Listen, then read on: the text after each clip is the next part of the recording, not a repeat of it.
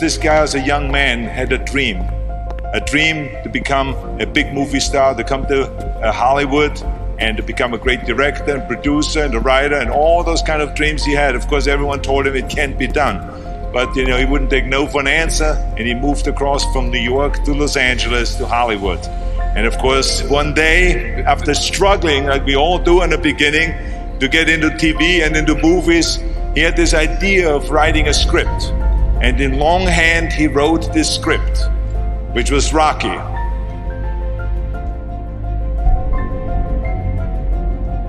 It's all about dreams, and by the way, dreams cost nothing. They're free. The hard part is just keeping them going, and please keep them going, because we're here for one simple reason.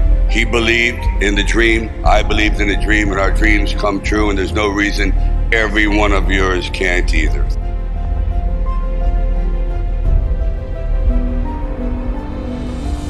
I used to sit in this little apartment, and it was a room. As a matter of fact, the room was so small, I remember I was able to open up the window and close the door while sitting on the bed at the same time. It was like 8 feet by 8 feet by 9 feet. But the one thing about that room, there was really very little distraction. So I would sit there propped up in bed, and I'd go out with my big pen and legal pad and just start writing these stories. And most of them were very, very trivial, but there was something about the process of unrealized dreams. I was always brought back to this subject because I think it's one of the most enduring subjects and one of the most difficult passages for people to accept, that they never were realized in their own lifetime, that they just didn't get that shot. I decided it was a time to come to California. So I went to California, and I moved in the Valley, and things weren't going very, very well there. As a matter of fact, I had to go out and try to sell my dog because it was either do that or he just was not going to be very well fed. And then one night, I went to see Muhammad Ali fight. For one brief moment, this supposed stumblebum turned out to be magnificent in the fact that he lasted and knocked the champion down. I said, boy, if this isn't a metaphor for life. His entire life crystallized at that moment. He will be remembered for all eternity, at least among the fight fans. He did something extraordinary. I said, now that is probably what I need as a catalyst for an idea. A man who's going to stand up to life and take one shot and maybe go the distance. So I started to write. And it was one of those writing frenzies. And 3 days later, I came up with the script of Rocky. Now, the script by no means was a finished piece of material. It was probably about 90 pages, and maybe 10% of it remained in the final script, but it was done.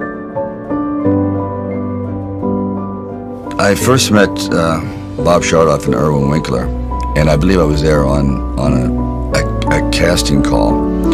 So we're talking a little bit, and I guess I really wasn't right for the acting part. And on the way out, I said, oh, I don't know if it matters, but I do a little bit of writing. He goes, really? He says, yeah, I'm writing this story. I have this thing about wrestlers, and I might do something about boxing. Well, he says, well, bring it around. And I thought, if I hadn't stopped on the way out, that's why I tell all actors or writers, don't give up, keep talking. Eventually you might hit a nerve somewhere and they go, come on back.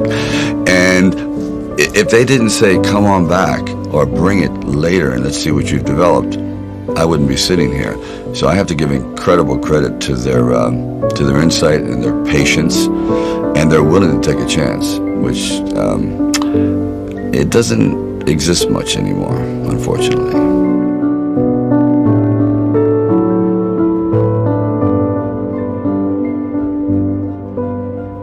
Originally, when I brought the script to them, they were fairly enthusiastic about it. The one thing they were not enthusiastic about was me playing the part, and I really can't blame them at the time. But there was something inside of me that this opportunity is never going to come around. And I really wasn't used to money, and I had no idea of what I would be missing. But the temptation started to come forward. First, it was $25,000 and $100,000. I go, well, I never heard of $100,000 because I had like $106,000 dollars in the bank, and like I said, I had to sell my dog, and things were not looking very, very good. My $40 car had just blown up, so I was taking a bus to work, but still, it didn't matter. I wanted to stick with it. Then it went up to 150,000, 175,000, and it went up to 250,000. Now my head was starting to spin, and it went up to 330,000, and probably I heard it went up to 360,000, and I thought, all right, you've really managed poverty very well. You've got this down to a science. You really don't need much to live on. I had like sort of figured it out, so I was not in any way used to the good life. So I thought, you know what? If I know in the back of my mind, if I sell the script and it does very, very well, I'm going to jump off a building. And if I'm not in it. So this is one of those things where you just roll the dice and you fly by the proverbial seat of your pants. Say, all right, I got to try it. I got to just do it. I may be totally wrong, and I'm going to be taking a lot of people down with me, but I just believe in it. We were working with the handheld camera at the time with Garrett Brown, and it was somewhat experimental. And he'd film me running through shopping malls and up down the steps and flights, curved corridors along the river, until finally my legs basically gave out and I'm like writhing on the ground, and I want to rise up and say, John, I'm dying here. And he goes, no, use it. Use the pain. I said, for what? I mean, I'm in misery. He goes, well, no, it's giving your character, it's giving him some depth. I said, it's giving me bruises. It's giving me like agony. I can't sleep at night.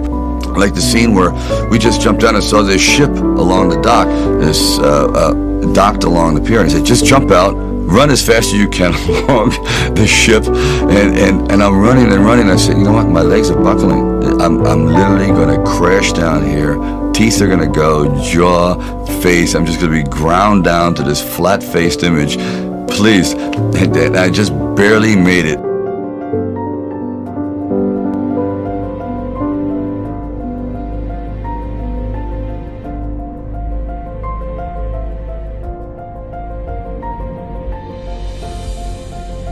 The world ain't all sunshine and rainbows. It's a very mean and nasty place, and I don't care how tough you are, it will beat you to your knees and keep you there permanently if you let it. You, me, or nobody is gonna hit as hard as life. But it ain't about how hard you hit. It's about how hard you can get hit and keep moving forward. How much you can take and keep moving forward. That's how winning is done.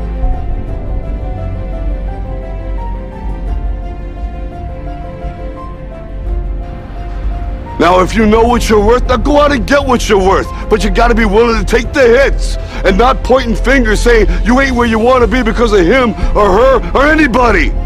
Cowards do that, and that ain't you. You're better than that.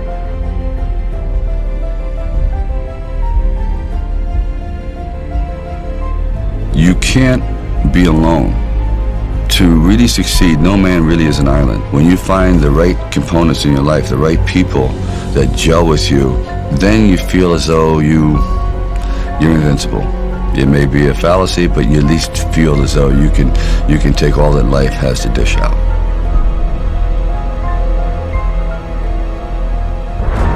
At the very end of our lives, if we can still say, we were never humbled, we were knocked down, but we got up, and I can say, I lived life with integrity, and I took all the blows, as the song says, and I still prevailed. I think that's a good epitaph for anyone.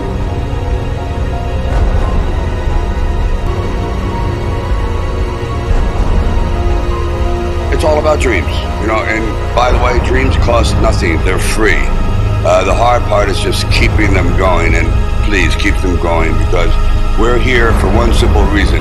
He believed in the dream, I believed in the dream, and our dreams come true, and there's no reason every one of yours can't either.